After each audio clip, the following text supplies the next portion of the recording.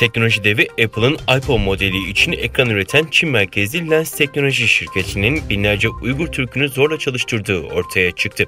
Çin'in zorla maske üretim tesislerinde çalıştırdığı Uygur Türkleriyle ilgili bir hak ihlali daha ortaya çıktı. Bilgi ve Araştırma Merkezi tarafından yayınlanan araştırmaya göre Apple'ın en eski ve en bilinen iPhone ekranı tedarikçisi Çin merkezli Lens Teknoloji şirketi binlerce Uygur Türk'ünü zorla çalıştırıyor.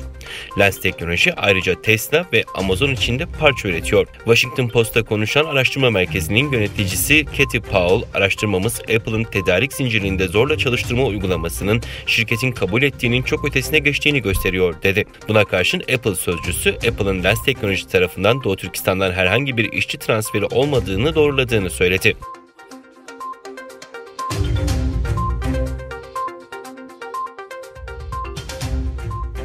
Cezayir'deki ABD ve Çin büyükelçilikleri Doğu Türkistan meselesi üzerinden paylaşım ve açıklamalarla karşı karşıya geldi. Cezayir'deki ABD Büyükelçiliği, ABD Dışişleri Bakanlığı'na ait bir internet sitesinde yer alan Amerika'daki bir restoranın işletmecilerinin yemek servisinin yanı sıra müşterilerinin Çin'in Sincan bölgesindeki Uygurlara uyguladığı baskı hakkında bilgilendirdiği şeklindeki haberi 27 Aralık Pazar günü sosyal medya hesabından paylaştı. Cezayir'deki Çin Büyükelçiliği bunun üzerine yaptığı yazılı açıklamada ABD diplomatik misyonunun yaptığı paylaşımın Çin'i kötüleme amacı taşıdığını ve Çin'in iç işlerine bir müdahale olduğunu savundu.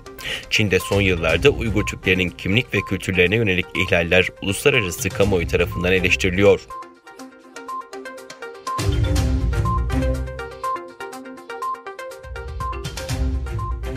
İslam Dünyası Milli Görüş Düsseldorf Bölge Başkanı Bayram Kılıç, Başkan Yardımcıları Barış Hastürk ve Celal Bayraktaş, Doğu Türkistan Kültür ve Enformasyon Merkezi'ne önemli bir ziyaret gerçekleştirdi. ETİK eski Başkanı Abdülcelil Karakaş heyeti makamında ağırladı ve Doğu Türkistan'ın durumu ve derneğin hizmetleri hakkında bilgi verdi. Heyetle fikir alışverişinde bulunan Karakaş, Doğu Türkistan davasına gösterdiği ilgiden dolayı İslam Dünyası Milli Görüş Düsseldorf Bölge Başkanı'na teşekkürlerini dile getirdi.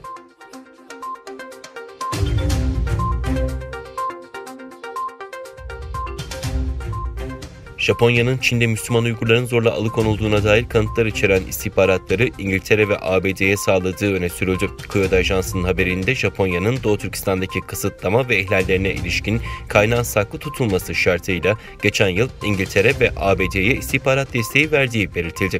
Doğu Türkistan'da Uygurların zorla alıkonulduğuna dair kanıtlar içeren istihbaratların paylaşılmasıyla ABD'nin Çin'e eleştirilerini yükselttiği kaydedildi.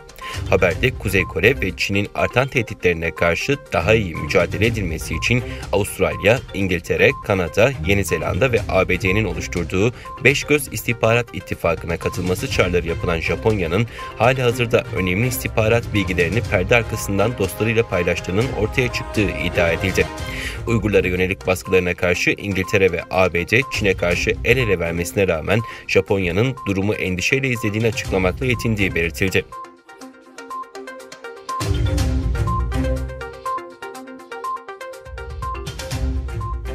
Avrupa Birliği üyesi 27 ülkenin büyükelçisi AB-Çin kapsamlı yatırım anlaşmasının ayrıntılarını müzakere ederek onay verdi. Tarafların hafta sonuna kadar imzayı atması bekleniyor.